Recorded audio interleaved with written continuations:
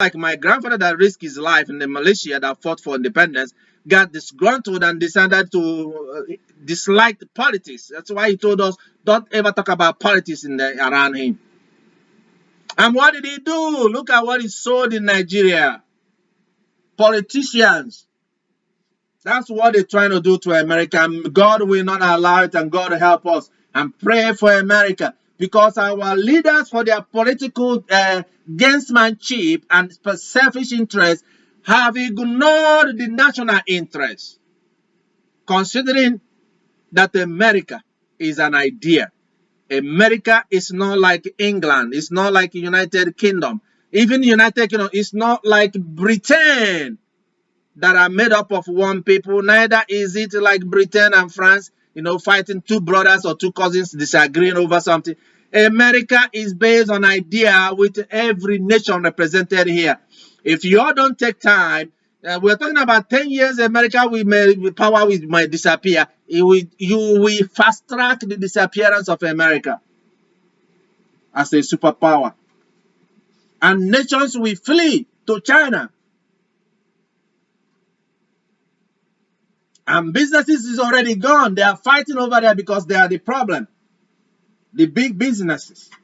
So it's a time for you to think about what you're going to do with our country.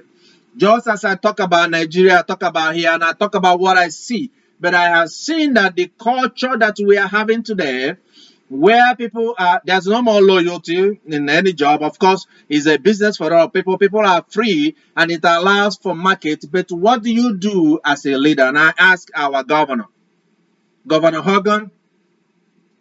I am a citizen of Maryland. I am proud to be a Marylander. And like I said to even people that say, oh, go to another state, you're a troublemaker, you're always starting on stuff, and I still don't care what they say. I say, no, you are going to leave Maryland if you don't want me to also live here. So what I'm saying is that Governor Hogan, you listen when I make a point, for the sake of our state, the first state. You remember when there was a plan, when America abandoned its exceptionalism, that people are offered a job based on demonstration of the skill, or an apprentice when they have learned, and someone with experience, however, comes and say, yes, he can do the job, the person is offered the job. That was even before I came set foot in this country. I read that in the book. So, but I saw a little bit of it before I faced that. And they brought in this European system of looking at a piece of paper. When we have employees with a piece of paper or certificate or degree, but they can't do the job. It is a time for you, for the sake of Maryland, and I ask you, I tell you what I see, but I see a crisis.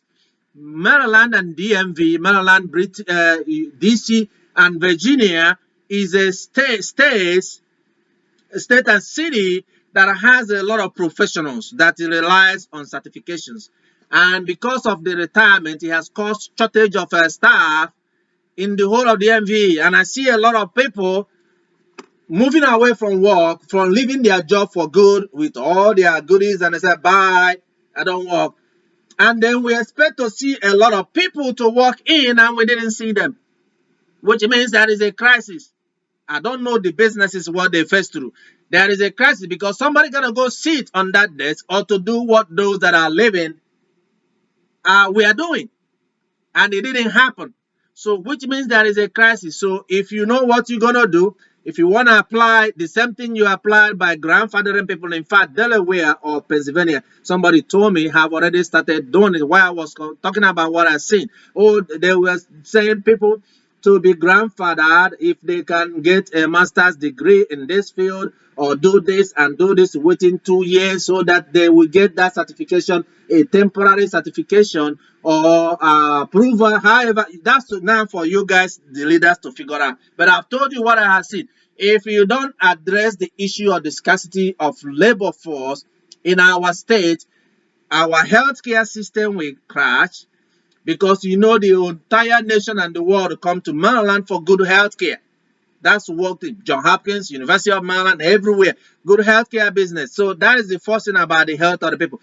God forbid that we have another crisis, because COVID have put a lot of burden, wear and tear, and what do you call it? Burnout on healthcare providers, because that's what DMV is also known for, and have created even some people getting out of workplace for temporary. Maybe they will come back, but until then, to put some measure in place to start to support businesses to fill the gap. Or else, when the businesses close out, as you can see, the federal government in everything they did, they ignored small business. And in our DMV, small business is the cream of our labor system. There will be no more bailout coming, because the money printing will not work anymore, and it will stop, and there will be no bailout. You might have a surplus right now because of the money from the federal government. We need to reinvest it and think about how to close the labor gap and support the businesses to stay afloat, so that people can be employed when they want to come back. Those that are wanting to work but are not qualified are assisted to qualify. We are not talking about lowering the grade like some people are proclaiming, but in a way to train people and bring people into force. This message was given to Trump at the time in terms of training people as a challenge. That was 4 years ago, 5 years ago. I'm not sure when it was.